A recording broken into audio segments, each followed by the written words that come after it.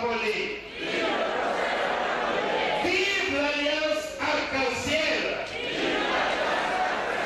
Vive le procès Alpha Collé. Vive les partis alliés. Vive l'Alliance Arc-en-Ciel. Déclaration de l'Alliance Arc-en-Ciel. Suite à la réunion du 13 avril 2011 du ministre de l'administration du territoire et de la décentralisation avec les partis politiques tenus au Palais du Peuple, nous, les partis politiques signataires, réunis ce jour vendredi 6 mai 2011 en Assemblée générale au siège de l'Arc-en-Ciel, déclarons notre adhésion à la proposition du gouvernement relative à la reprise du fichier électoral au moins d'un recensement intégral du corps électoral dans le strict respect des dispositions constitutionnelles. En effet, il n'est pas superflu de rappeler avec regret les conséquences des différentes imperfections du fichier électoral qui ont failli conduire notre peuple à l'affrontement lors de l'élection présidentielle, notamment petite l'omission de nombreux électeurs détenteurs de récépissés et qui n'ont reçu ni carte d'électeur ni carte alphanumérique. 2. Le manque de pièces de rechange et d'outils de dépannage. 3. L'incompatibilité du logiciel d'enrôlement avec certaines réalités guinéennes, entre parenthèses, profession, lieu de naissance, empreinte digitale, etc., etc. 4. L'imperfection du logiciel de traitement des doublons au site central, entre parenthèses, non-détection automatique des doublons, qui a entraîné l'obtention de plus d'une carte par certains électeurs. 5. L'absence de logiciel de correction. 6. La mauvaise programmation du matériel d'enrôlement. 7. Le non-transfert de compétences aux nationaux par la SAGEL. Ensemble, la suppression, en revanche, la suppression de l'impôt de capitation par le président de la République aura une incidence positive sur une grande partie de l'électorat n'ayant pu se faire recenser. Au-delà des arguments politiques et techniques énoncés plus haut et de la non-fiabilité du fichier électoral existant, l'observation des dispositions de la Constitution du 7 mai 2010 et la loi électorale du 24 mai de la même année nous convainc que sans un nouvel recensement et établissement du fichier électoral à titre exceptionnel, entre parenthèses, article 18 du Code électoral, l'organisation de l'élection législative ne pourra se faire avant le 8 janvier 2012. En effet, l'article 29 du Code électoral dispose au plus tard le 8 janvier les modifications constituant le tableau rectificatif sont reportées par la liste électorale qui devient liste électorale pour l'année en cours. Que cela n'ayant pas été fait le 8 janvier 2011, il faut alors attendre le 8 janvier 2012 pour reporter les modifications constituant le tableau rectificatif issu de la révision de la liste électorale. Cette disposition de l'article 29 du Code électoral n'est que la suite logique des dispositions des articles 17 et 19 du même Code. L'article 17 dispose la période de révision des listes électorales est fixée du 1er octobre au 31 décembre de chaque année. Par conséquent, la révision des listes électorales n'ayant pas été faite du 1er octobre au 31 décembre 2010, il faut nécessairement que cela se fasse avant toute organisation élective. Aussi, l'article 19, alinéa 4 précise, à titre transitoire, les premières élections présidentielles et législatives depuis l'entrée en vigueur de la Constitution se feront sur la base des listes électorales établies et révisées pendant l'année des dites élections. Par conséquent, les élections législatives n'ayant pas eu lieu en 2010, contrairement à l'élection présidentielle, il y a donc la nécessité de réviser les listes électorales dans la période entre le 1er octobre et le 31 décembre 2011, afin de faire reporter les modifications constituant le tableau rectificatif sur la liste électorale au plus tard le 8 janvier 2012.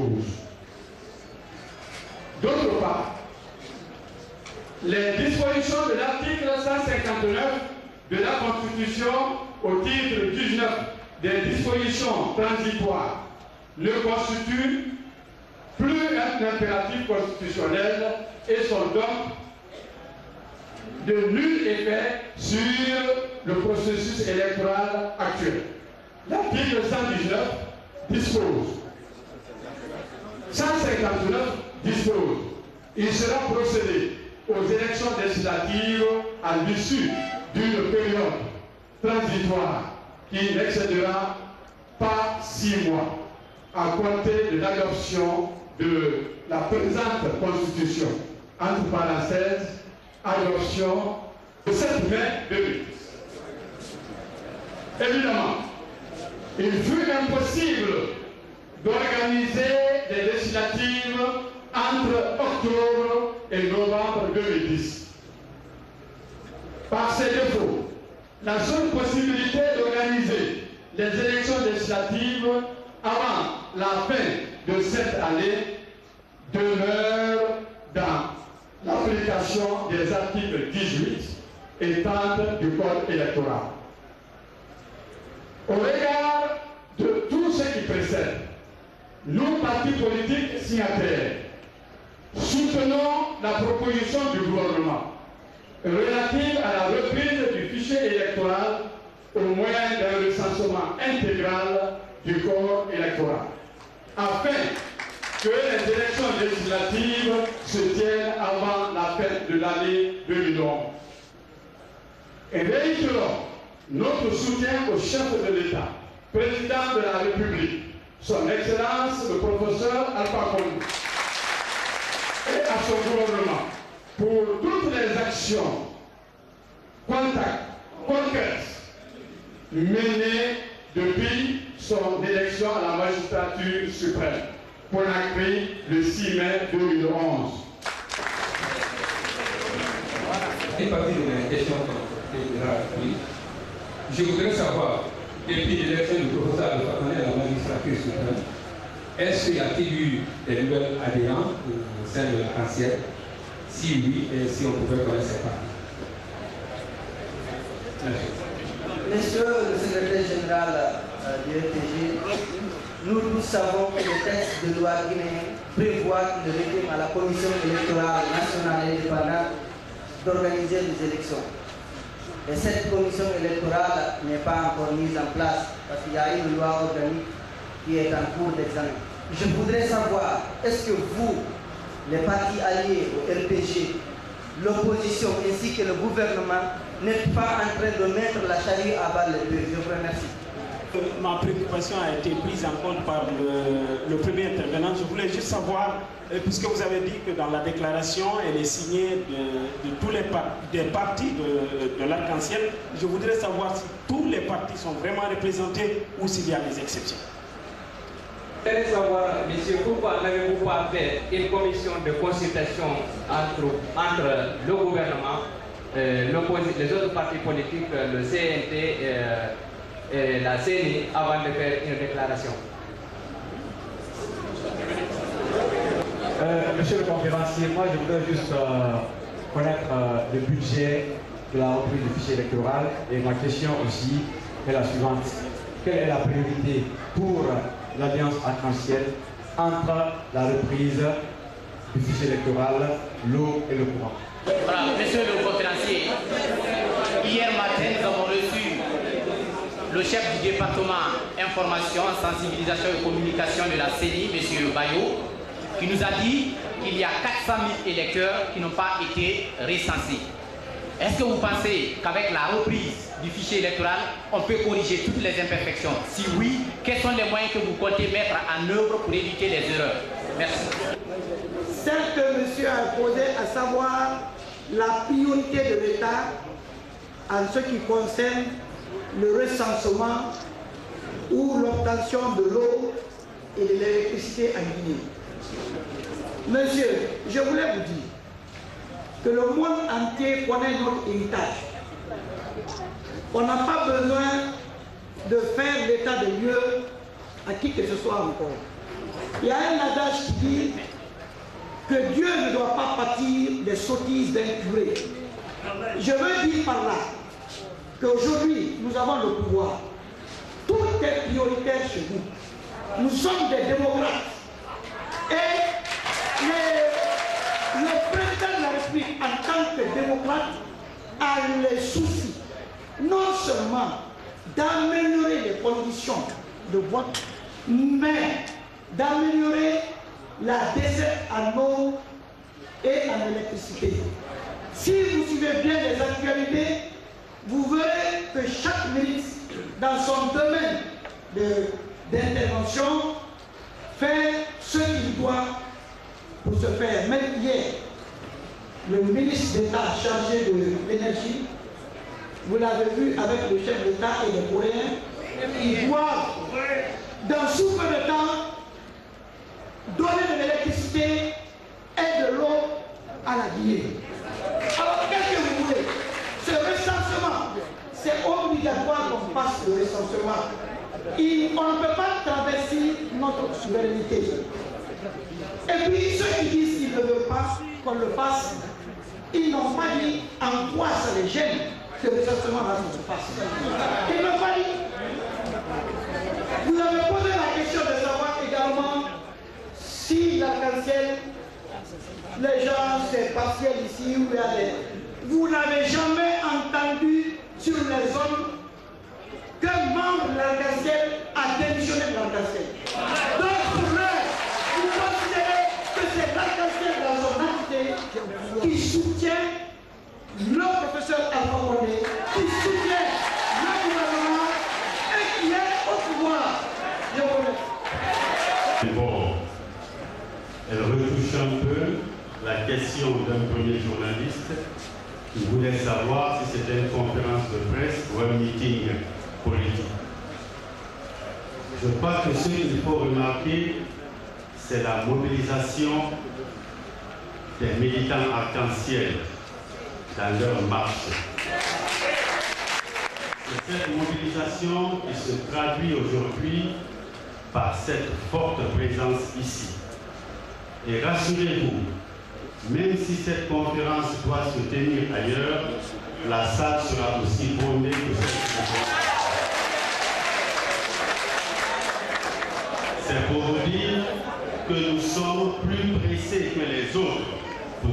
aux élections, mais nous sommes aussi raisonnables. Nous voulons que les élections se passent dans la plus grande transparence et qu'aucune personne ne soit lésée. Il y a eu des Guinéens qui n'ont pas pu voter. Il y a eu des Guinéens qui ont été exclus, à qui on a retiré leur droit le plus fondamental. Il faut que ce droit leur soit restitué et que la démocratie puisse s'exprimer. C'est pour cela que l'Arc-en-Ciel, dans sa majorité, pour ne pas dire sa totalité, soutient la proposition du gouvernement pour que nous puissions aller de l'avant. Nous retenons vos conseils, mais rassurez-vous, la prochaine fois, même si c'est ailleurs, vous serez dépassés parce que la salle sera plus bondée que celle-ci. Ce qui se dit que jamais il y a eu de dissension au niveau de l'Arc-en-Ciel et que le RPG a été le parti qui a donné le président de la République. Nous donnons l'honneur au RPG pour notre première sortie. D'où le lieu, le choix de ce lieu. Quant à la question directe qui m'a été posée, en ce qui concerne Monsieur le Président Lansana Kouyaté, jusqu'à présent, monsieur, moi je vous dis que l'arc-en-ciel est une et indivisible. Si vous savez ce que c'est que l'arc-en-ciel, je pense que c'est les effets de lumière qui s'inscrivent dans le ciel après une averse. Donc quand une couleur s'estompe, il n'y a plus d'arc-en-ciel. Et même pour être plus éclairé sur la question, je vous renvoie vers le président Lansana Kouyaté qui pourra éclairer votre lanterne. Je vous remercie.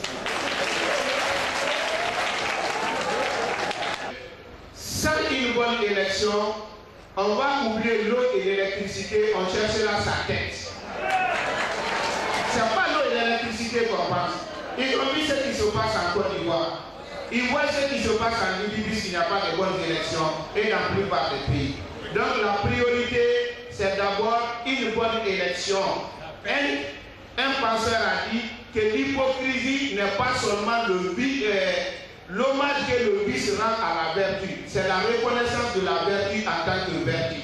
On est tous d'accord que la meilleure façon d'avoir de l'eau, de l'électricité, de l'emploi, ça passe par la démocratie. C'est pourquoi on a payé tant de sacrifices. Et la meilleure façon de faire la démocratie, c'est la consultation la plus large que possible de la population. Et pour le faire, il faut donner à chaque Guinéen la possibilité de s'exprimer et de tenir compte de ce qu'il a exprimé. Cela ne se passe que par le budget propre. Ça, c'est la première question. Deuxième question sur la CENI. Je voudrais dire aux gens que la CENI est une autorité administrative indépendante. Et dans la loi fondamentale, la constitution guinéenne, c'est bien clair, le domaine du législatif est très bien défini et cité. Tout ce qui n'est pas dans ça tombe dans le règlement. Donc la CENI relève du règlement. Donc c'est l'autorité administrative qui doit traiter la composition, l'organisation et le fonctionnement de la CENI. Ce n'est pas mettre les bœufs avant les charrues, puisque la loi, comment ça commence? C'est d'abord une personne qui s'assoit. Il dit je voudrais comme ça. Si c'est un député, on dit proposition. Si c'est l'administration, on dit projet de loi. Je vous remercie.